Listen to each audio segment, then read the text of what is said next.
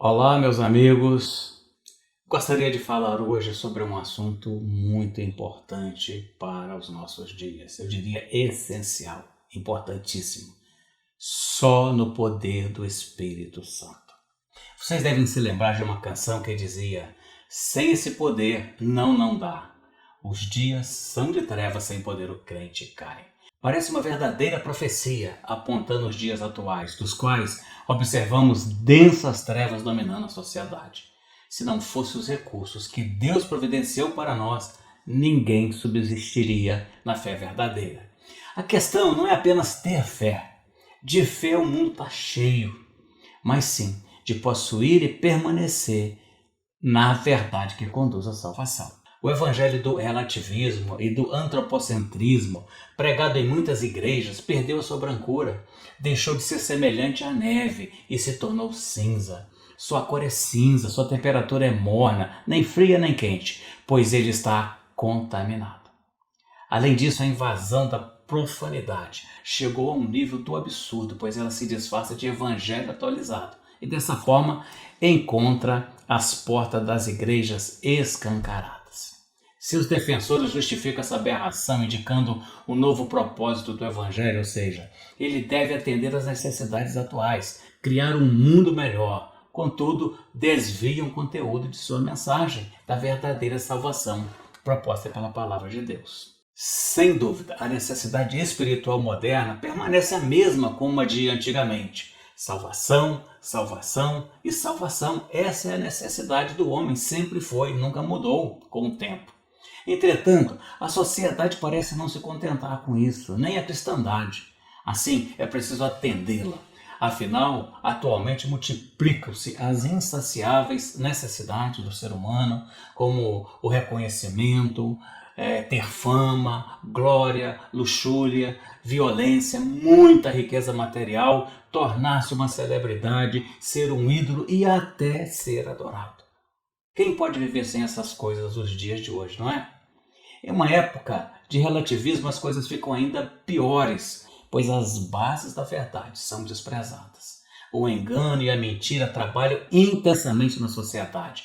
Esse evangelho adaptado ao modernismo não passa de um evangelho cinza, enchendo as igrejas, mas não o céu. Amados, o problema é tão grande que muitos pensam estar servindo a Deus e são convencidos disso por seus líderes, mas não estão. Aí está a grande gravidade do problema. Portanto, para suportar, enfrentar este engano e conseguir discernir essas diferenças, é preciso estar revestido do poder concedido pelo Espírito Santo. Sem esse poder, não dá. Vamos ver então como o poder do Espírito Santo atua em você para te dar a vitória que você precisa, não importando o quão difícil sejam os nossos tempos. Como o Espírito Santo opera na vida do salvo? Nós precisamos antes, embora que resumidamente, entender os aspectos da atuação do Espírito Santo na vida do salvo. Ela se divide principalmente em dois aspectos. Ambos fluem simultaneamente, mas com aplicações diferentes em nossa vida. A primeira operação do Espírito Santo é a operação de filiação em Cristo, o novo nascimento, o ser. A primeira operação do Espírito Santo trabalha no nosso ser, mudando o nosso ser e a nossa natureza. E a segunda forma de operar, subsequente, ele traz o revestimento de poder e a capacitação espiritual para fazer a obra de Deus. Então, a segunda forma de operação está no fazer. Ser e fazer, ser e fazer. Essa é a vida do salvo, movida pelo Espírito Santo, sempre visando a glória do nosso Senhor e Salvador Jesus Cristo. Então, a primeira trata-se então do aspecto de filiação. Essa é a obra através da qual o Espírito Santo gera em nós uma nova natureza espiritual conforme a vontade de Deus. A segunda, indispensavelmente, decorre da primeira e tem como objetivo capacitar, mover, influenciar poderosamente as ações do salvo para produzir obras a favor do reino do céu que glorifiquem a Deus. Muitas teologias querem unir essas duas experiências como se fosse uma só manifestação do Espírito. No entanto, essa interpretação se mostra impossível diante das evidências bíblicas. Portanto, não devemos seguir essa linha.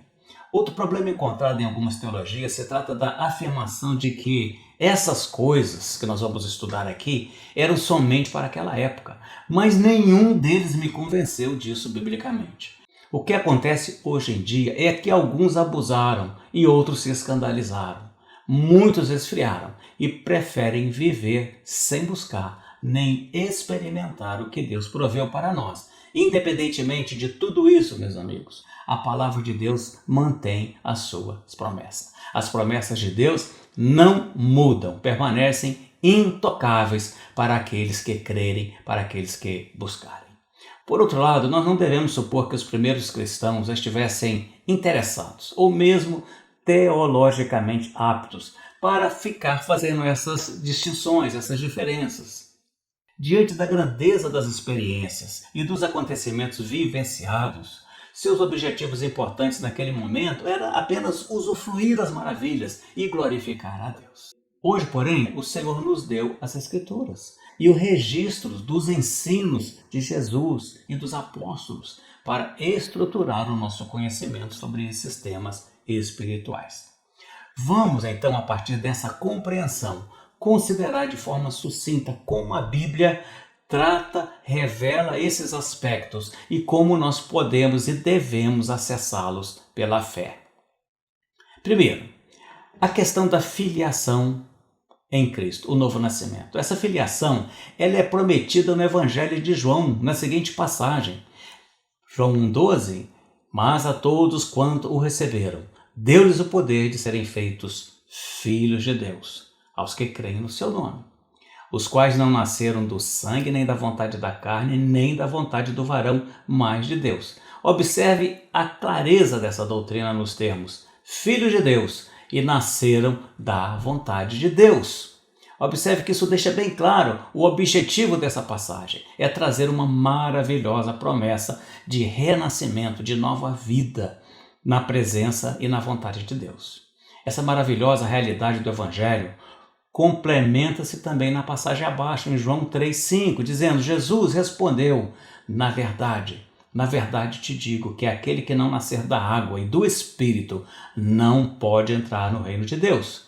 O que é nascido da carne é carne, e o que é nascido do Espírito é Espírito. Não te maravilhes de te ter dito, necessário vos é nascer de novo. O vento assopra onde quer, e ouves a sua voz, mas não sabes de onde vem nem para onde vai.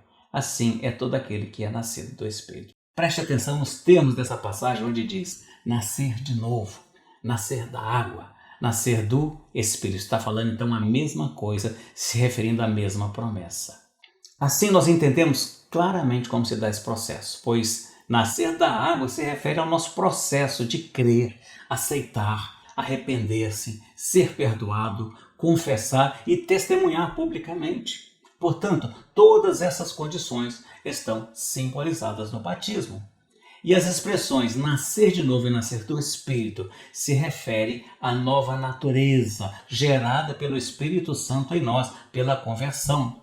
Essa nova natureza tem a sua fonte em Deus, é do Espírito Santo. Consequentemente, irá produzir na pessoa uma grande transformação, novos interesses e fazê-la sentir atraída pelas coisas de Deus, pelos valores espirituais e por servir na obra de Deus. Podemos mostrar ainda mais na Bíblia esse processo levado a efeito pelo Espírito Santo. Em Atos 2,38 está escrito: E disse-lhes Pedro, arrependei-vos, e cada um de vós seja batizado em nome do Senhor Jesus Cristo, para perdão dos pecados, e recebereis o dom do Espírito Santo.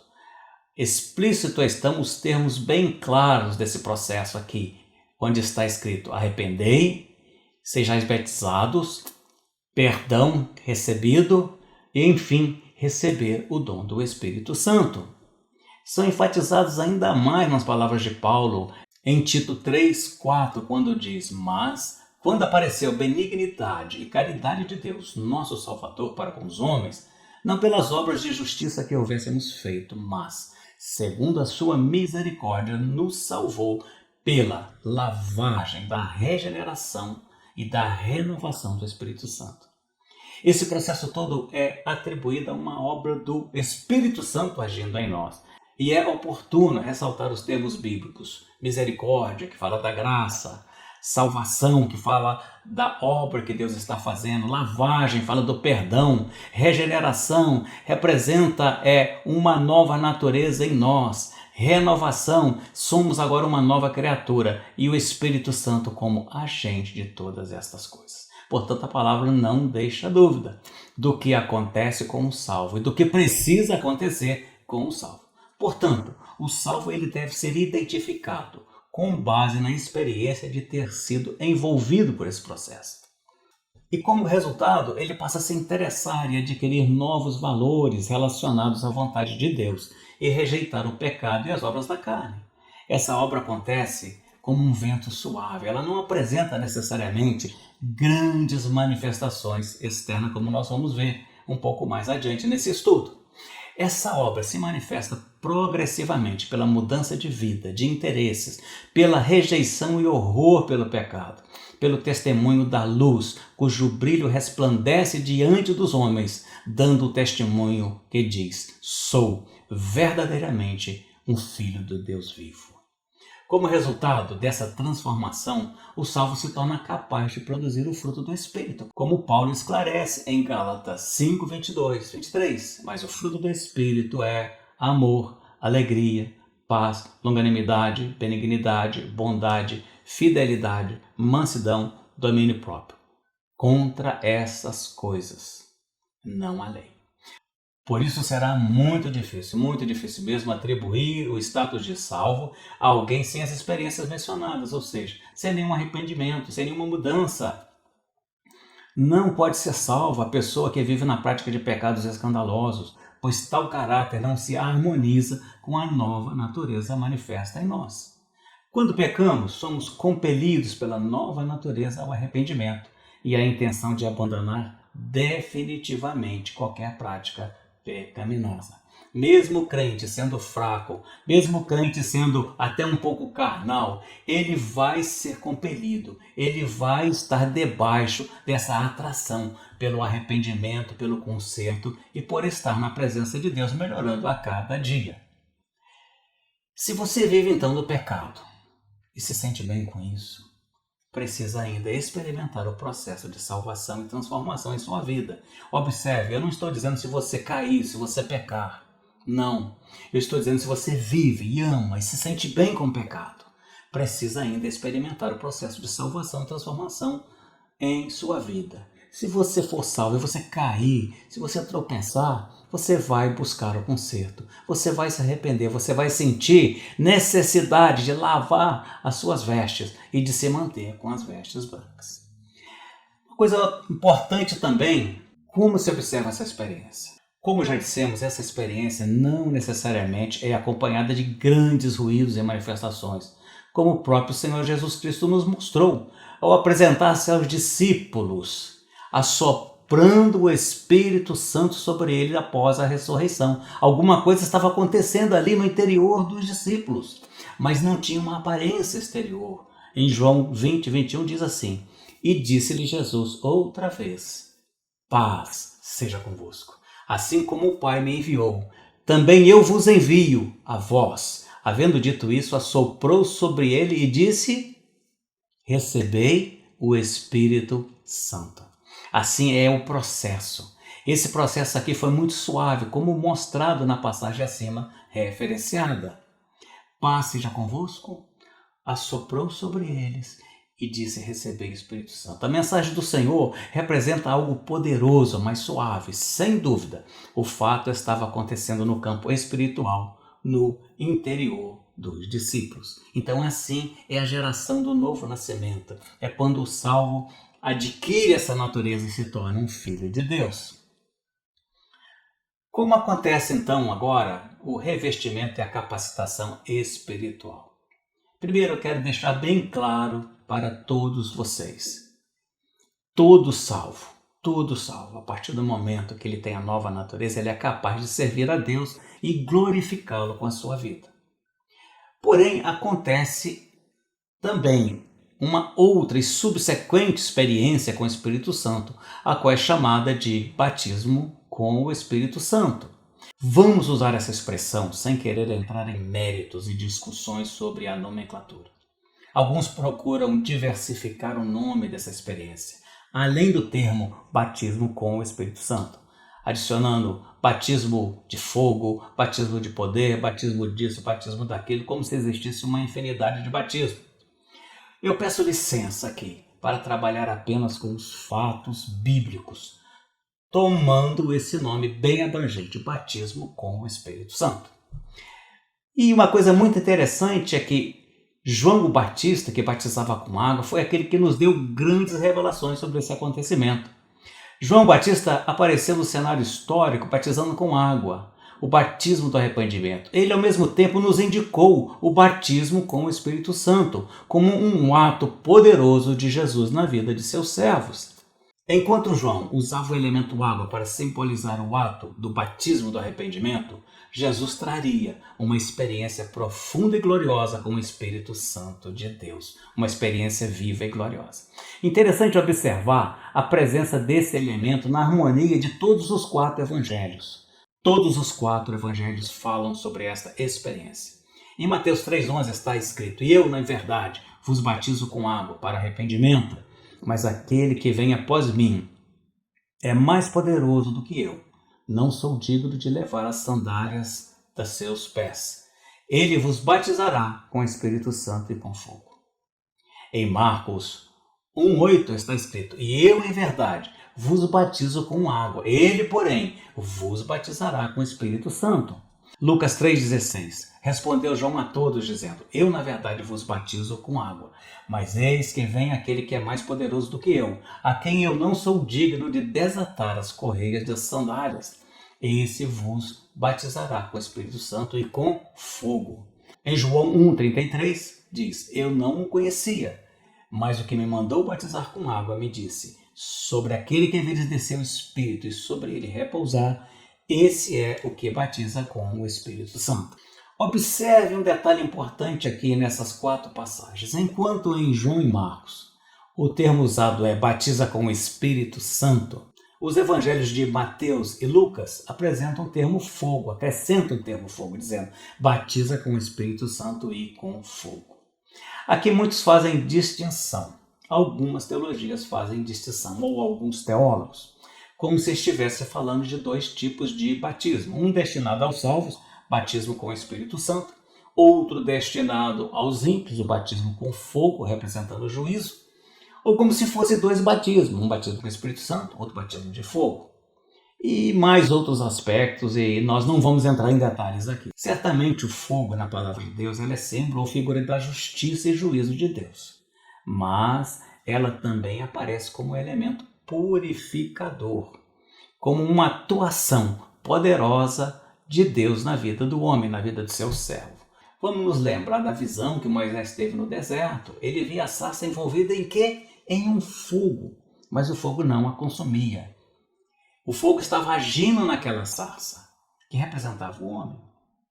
Mais contundente ainda está na passagem de Atos, onde está escrito assim, Atos 2:3, "E foram vistas por eles línguas repartidas como buquê de fogo, as quais pousaram sobre cada um deles, e todos foram cheios do Espírito Santo, e começaram a falar em outras línguas, conforme o Espírito Santo lhes concedia que falassem."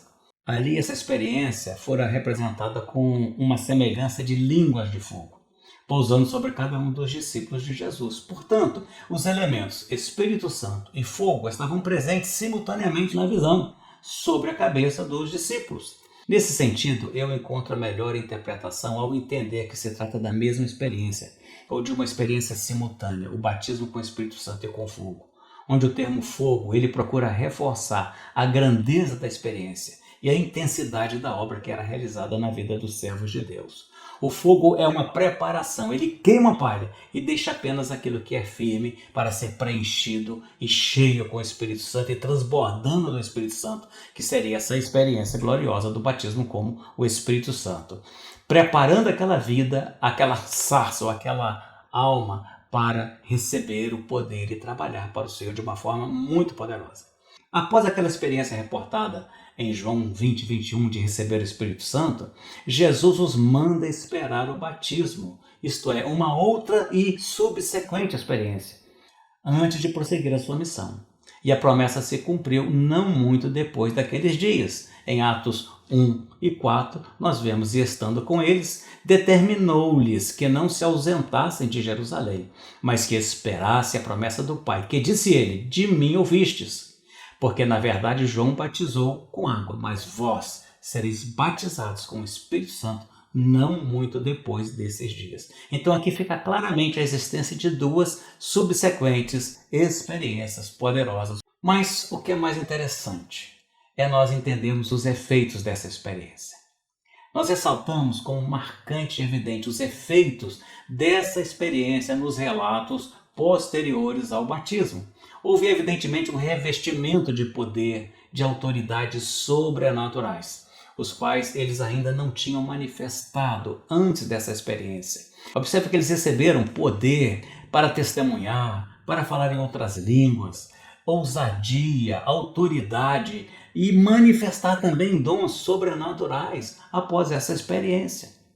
Vamos ver aqui alguns detalhes sobre, por exemplo, o poder para testemunhar. Em Atos 1:8 está escrito bem claro: mas recebereis a virtude do Espírito Santo que há de vir sobre vós, e ser-me-eis testemunhas, tanto em Jerusalém como em Judéia e Samaria e até os confins da terra. Todo esse poder que eles usaram para testemunhar ali naquele momento do Pentecostes, com toda ousadia, era um poder que vinha do Espírito Santo, a sabedoria para testemunhar a palavra de Deus e as realidades do céu.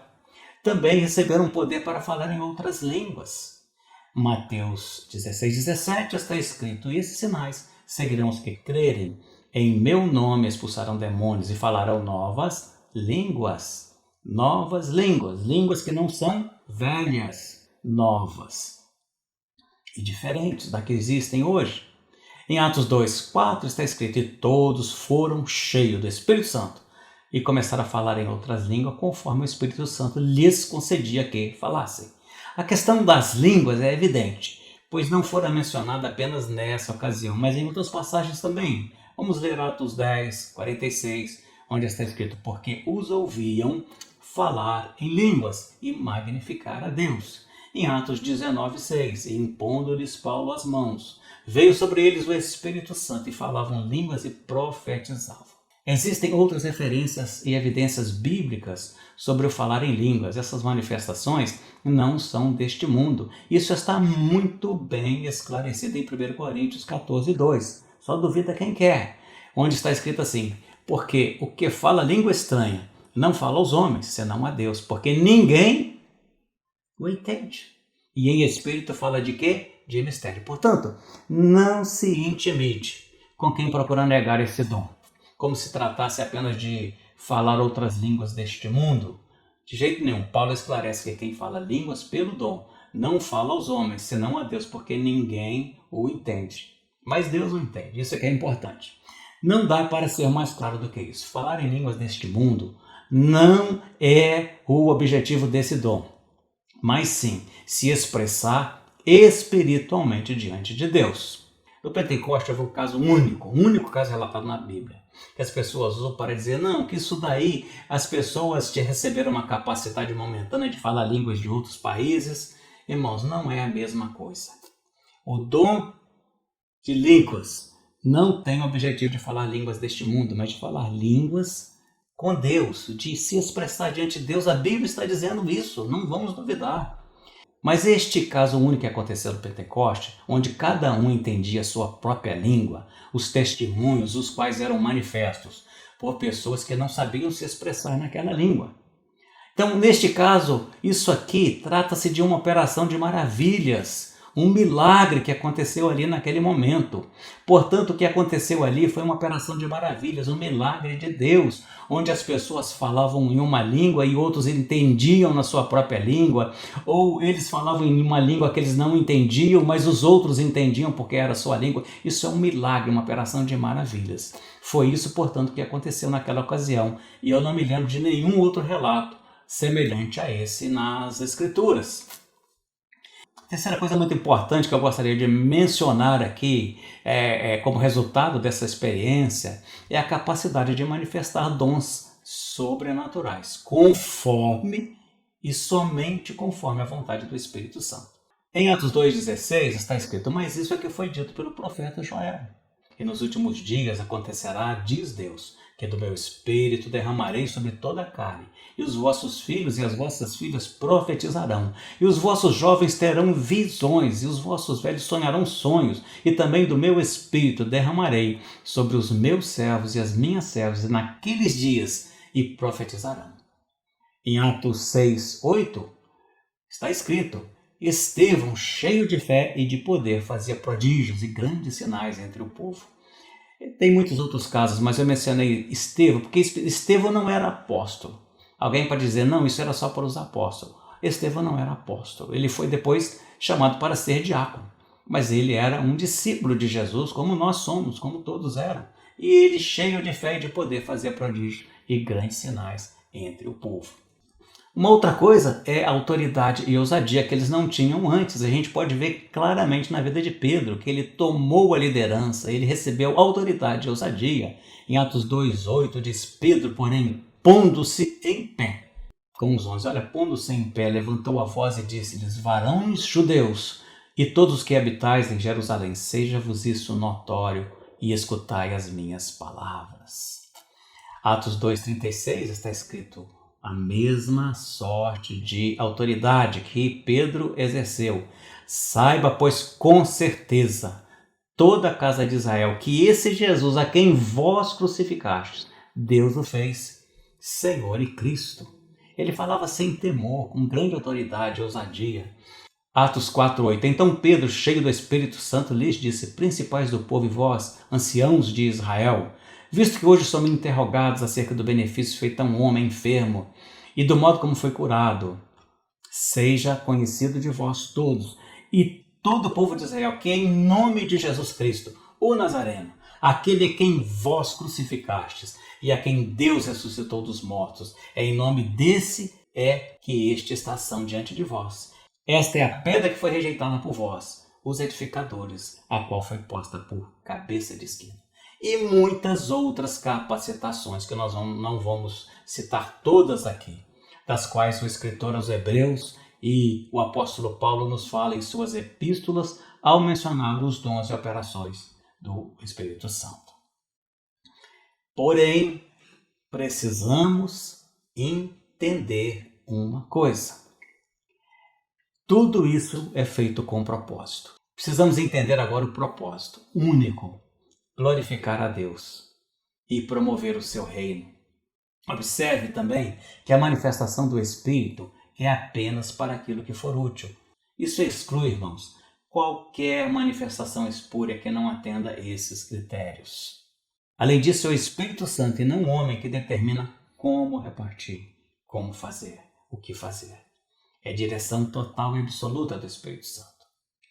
Precisamos entender também, isso é muito importante, poder não é sinônimo de barulho, ou de manifestações, ou de firulas. Poder é sinônimo de eficácia, a coisa que vai e faz.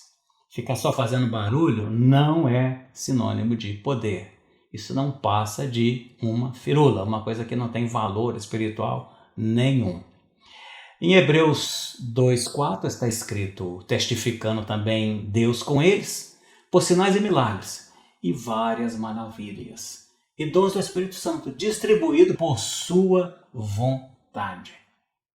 Em 1 Coríntios 12:7 está escrito, mas a manifestação do Espírito é dada a cada um para o que for útil. Aí ele segue explicando os vários dons e termina, mas um só, é o mesmo Espírito que opera todas estas coisas, repartindo a cada um particularmente como quer, como o Espírito Santo quer, como o Espírito Santo dirige. É Ele que comanda todo esse processo e essa operação.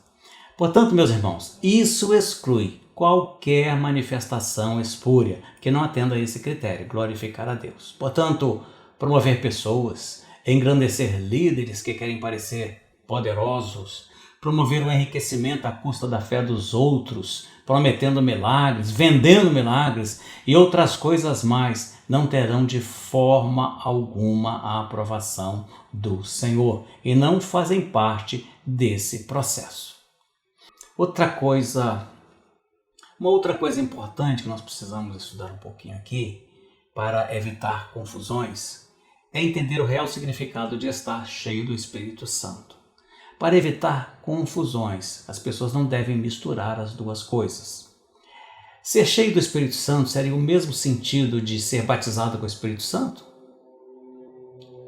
Então, batismo com o Espírito Santo e ser cheio com o Espírito Santo são duas coisas iguais? Não, são duas coisas diferentes e eu vou explicar por quê, por causa do conceito que está envolvido em cada uma delas. Observe que, primeiro, o batismo com o Espírito Santo ele é um evento na vida do salvo. Ele é uma coisa que acontece uma vez. E ser cheio do Espírito Santo é um status, é uma condição contínua na vida do salvo. Então, o evento ele tem relação com um fato ocorrido em um momento, uma vez. E o estado ou condição, ele constitui uma realidade contínua na vida de uma pessoa. Portanto, ser batizado com o Espírito Santo é um evento, é alguma coisa que acontece em um momento. Através dele, Deus cria em nós um canal para atuação poderosa em nossa vida. Entretanto, ser cheio do Espírito Santo é um estado ou condição na qual todos os salvos deveriam permanecer. Infelizmente, nem sempre isso acontece. A prova disso é que a pessoa pode ser salva e não estar cheio do Espírito Santo.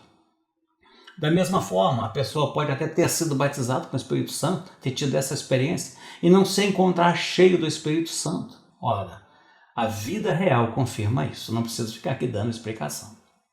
Então, estar cheio do Espírito Santo será consequência de uma vida de oração, imersão na palavra de Deus e consagração.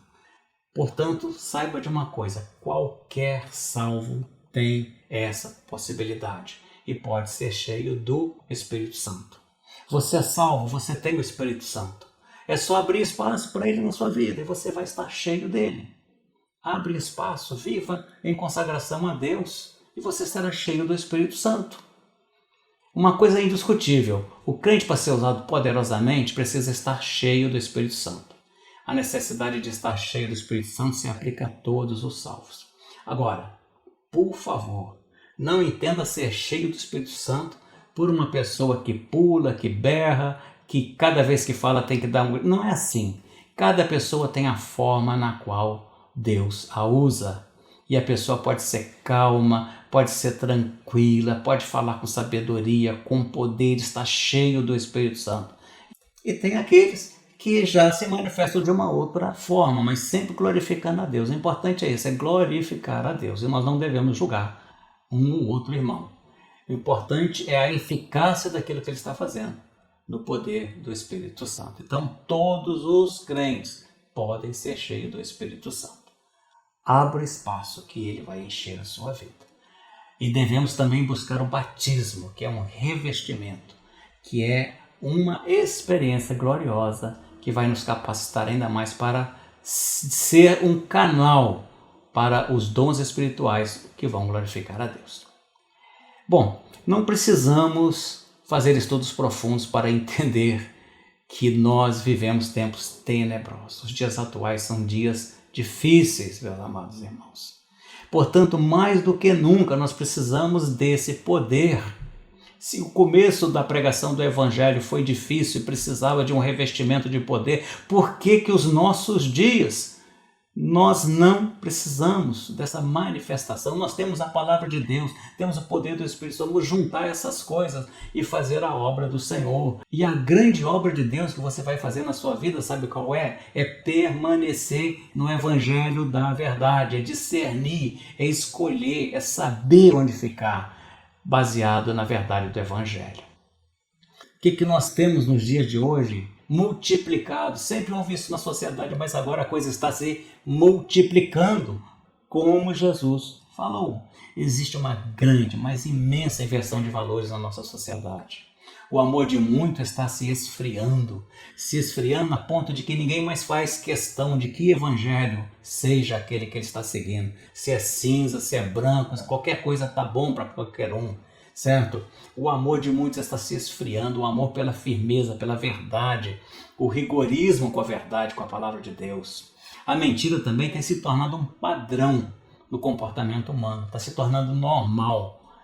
A iniquidade se multiplica grandemente. É uma condição insuportável. Outra coisa que nós vemos no nosso dia é a violência tomando conta e sendo o tema do nosso dia a dia, tomando conta das famílias, das pessoas, não é só dos bandidos, não. A violência está espalhando-se por toda a sociedade.